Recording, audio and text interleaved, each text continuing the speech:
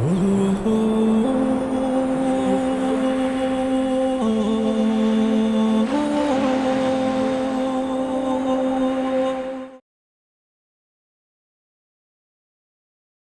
الله الرحمن الرحيم الحمد لله رب العالمين والصلاة والسلام على رسول الله الأمين وعلى آله وصحبه أجمعين وبعد كما جمتوت وردوبتوت دليل تي في بكريتون هندتي السلام عليكم ورحمة الله وبركاته سنين جنة إتي أنصر كما بكم سجنتا دبر الكيستي هاسا هي اللي سجنتان كنواهي الحرية في الإسلام bilisummaa kana islaamummaan ija kamii ilaaltii waan jedhamu gaafii takkalama jennee waa hedduu nuuf kakaafnee turre guyyaa har'aas inshallah ta'ala sagantaa sadaffaa kana keessatti kan waliin ilaalu ta'a. Akkuma beekamu torbaan tarawahii wal dhabbii fi ilaalchi bilisummaa keessatti qabu maal fakkaata waan jedhu ilaallee ture.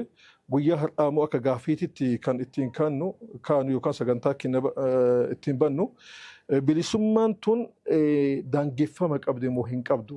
Ixlaaqumatti gadhiifti moo nama tokko bilisummaa kennitee islaamummaan daangaa itti gooti gaafii jedhuun kaafne inshallah ta'ala kan itti fufnu ta'a.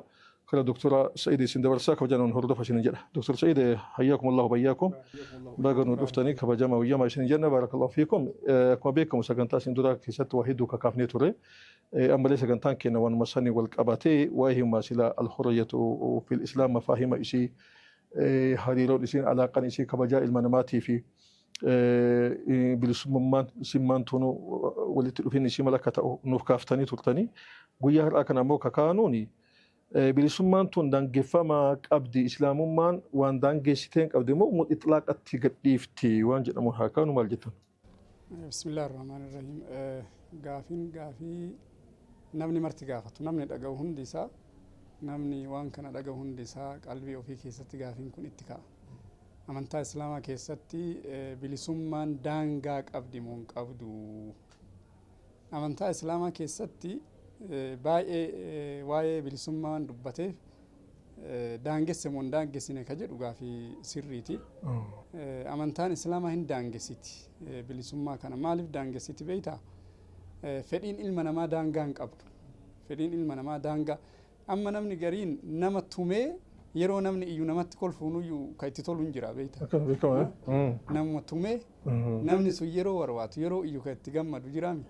Fedhiin ilma namaa daangaa hin qabdu. Ka warri duraanii warri waan beekne namatti leenca erganiiti wayitii leenci ilma namaa garas darbee garas maalii godhee kuffisu warra laalee itti taphatee warra kolfu jira. Daangaa fedhiin ilma namaa daangaa waan hin qabneef shari'aan islaamaa daangessuu qabdi jechuudha waan kana. Maaliif jennaan bilisummaan daangaa baate maal taati? Seera dhablummaa taate jechuu seera dhablummaa taate. Kanaafuu shari'aan islaamaa hin daangessiti. Kan biroo immoo bilisummaa jechuun akkuma kan dabre keessatti kutaalee dabre keessatti dubbanne bu'uuraalee islaamaa keessatti irratti daangaa dabruu hin qabu jechuudha. Bilisummaa yeroo jenne wanti sawaabitni jira. Sawaabita ka jennu jira. Sawaabita jechuun wantoota bu'uura ta'an irratti yoo namni tokko isarratti yookaan xureessu yookaan waan adda addaa karaawwatu ta'e shari'aan hin dheedu. Inni bu'uura jennus arkaanuma islaamaa shanan imaanaa itti baantan immoo inni bu'uura islaamaa keessatti jahaan. Wantoota gartee naamusa akhlaaqaa kunniin hundi isaatu wantoonni bu'uura jedhame kanneen dhugaa dubbatuun amma bu'uura irraayi. Kana keessa rabbiin maal jedhaa waman adallu mimman ittaba'a hawaahu bighayri hudan min Allah.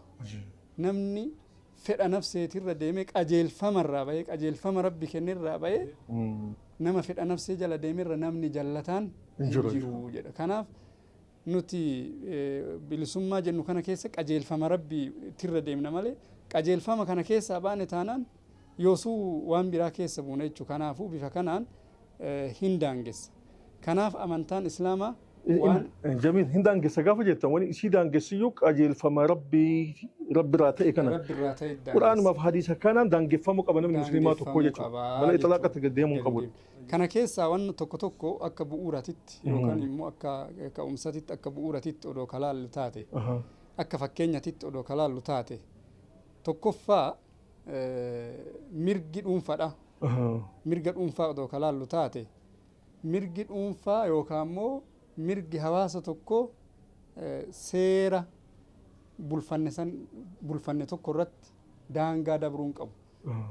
Mirgi fakkeenya hamma ani mirga qaba hawaasni tokko mirga qaba mirgi kun immoo mirgi uummanni hawaasni qabu kun yookaan immoo mirgi dhuunfaan qabu kun waan waliigalaa seera waliigalaa tokko irratti daangaa dabruun qabu.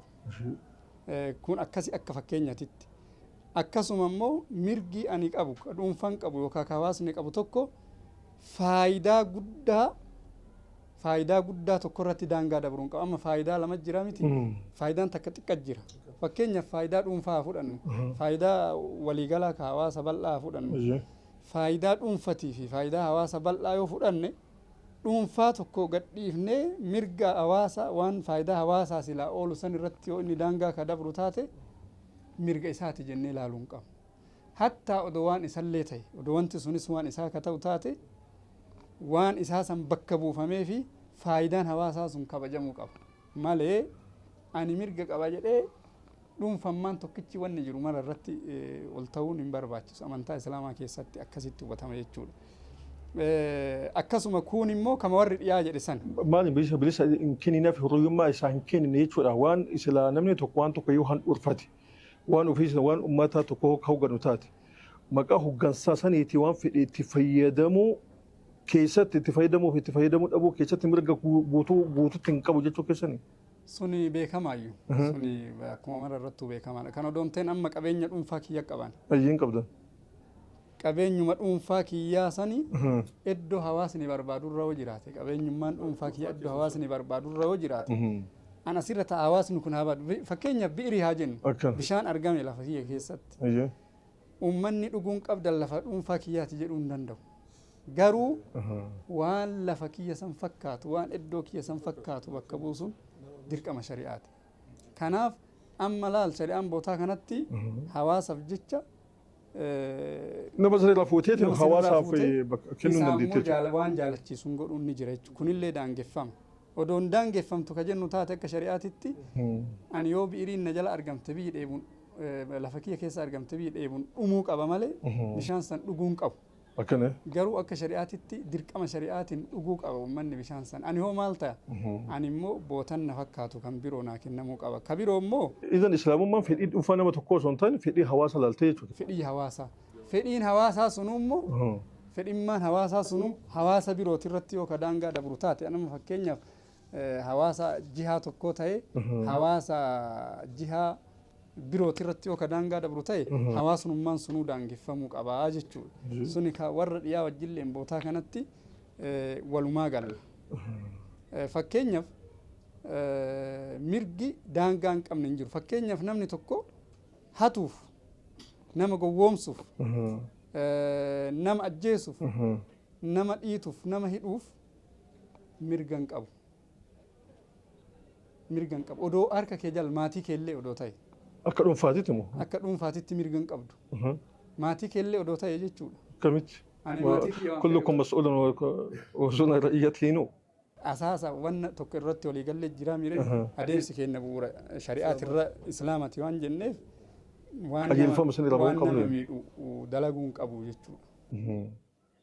Ta'aziiraafoo amma akkam isin jettan ta'aziiraafoo godhe. Ta'aziira shari'aa keessa hin jira.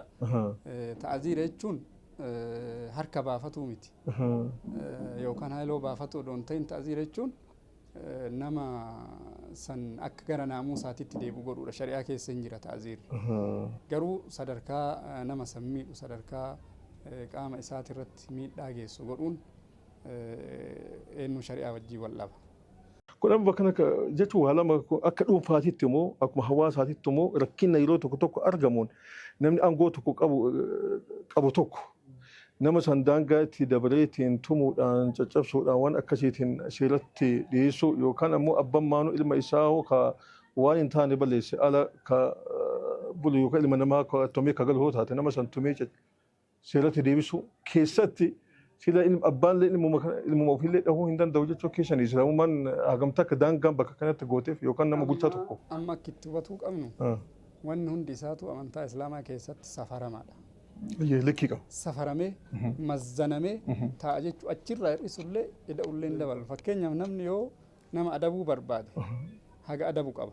اوكي Dirmammeessuun, madeessuun, fuula dha'uun, hamilee isaa xiqqeessuun, akka nama hin ta'initti ilaaluun, akka nama waan hubanneetitti ilaaluun naamusa islaamaa keessatti kunniin dhowwamaadha. Kanaaf nuti bar wanna qabnu wanna amantaa islaamaa kana aqiidarra amantarraa qabee ibaadaa goonurraa qabee mu'aamalaa waa'ee bittaa gurgurtaa maalirraa qabee waa'ee mirga namummaatirraa qabee waa'ee bilisummaa jennu kanarraa qabee hundi isaatu waan safaramee mazzanamee waan taateef achirra keennee laalla dura.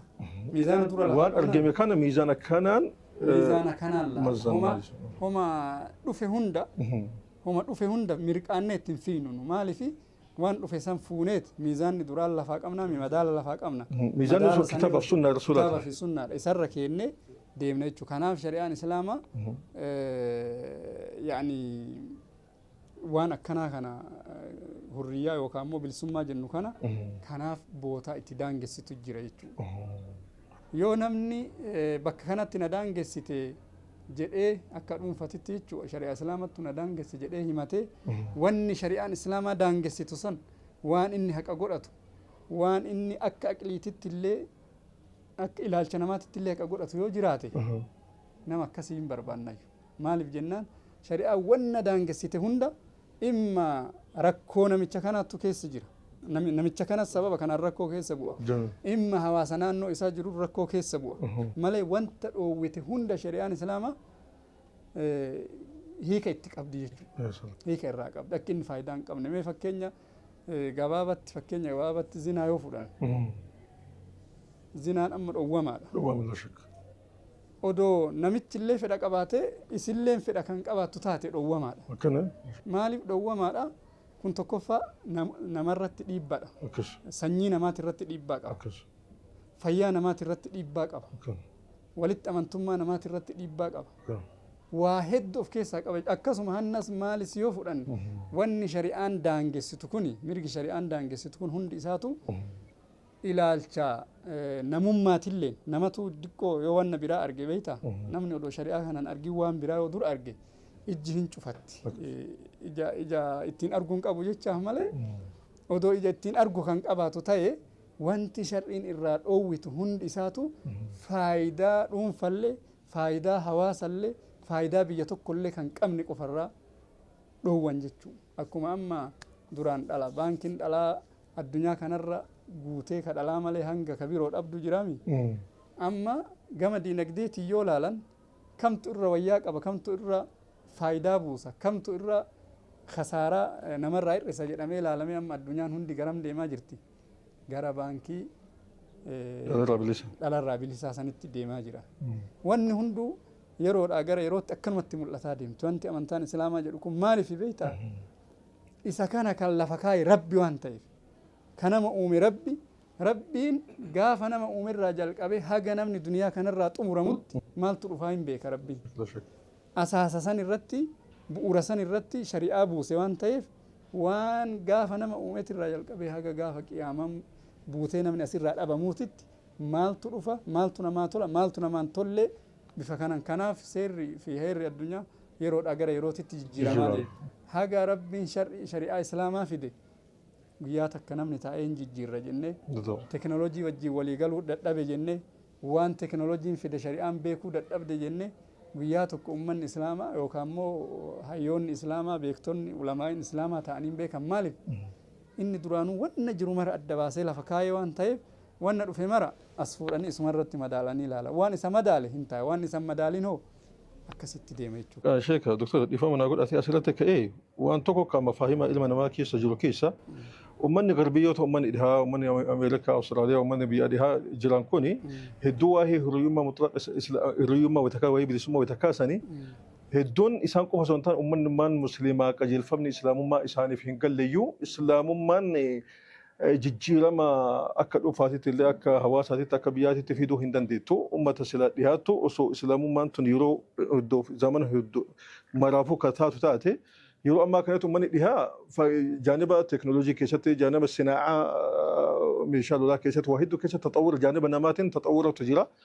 ummanni muslimaa immoo haala amma isin waan shari'aan qaydii gootee nama qaydii godhuun doofummatti hambisuudha duyda duubatti hambisuudha ummata muslimaa cala ummata nan muslima hin ta'intu guddinaa fi ulfinaa fi qaroomina guddaa keessa jiraa waan jedhamutti ka'a. Ilaalchi ummanni muslima ati kanaaf ummanni kan musliman ta'e rakkoon qaba akka ummata muslimaa ta'eetiin hanqina islaamummaa yookaan irraa hubannaa dhabuutiif jecha ummata san leellisu maal jettanii? Wanni jedhuuni namni ummata san leellisu nama ummata san hin beekne.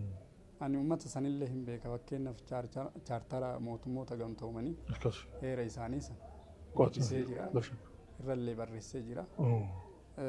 Yoo achi deebitee ilaalte jarri gama teknooloojiitiin gama dinagdeetiin guddatuun gama namummaatiin guddataniin argisiisu. Gama namummaatiin ammallee gad-aantummaa guddaa keessa jira.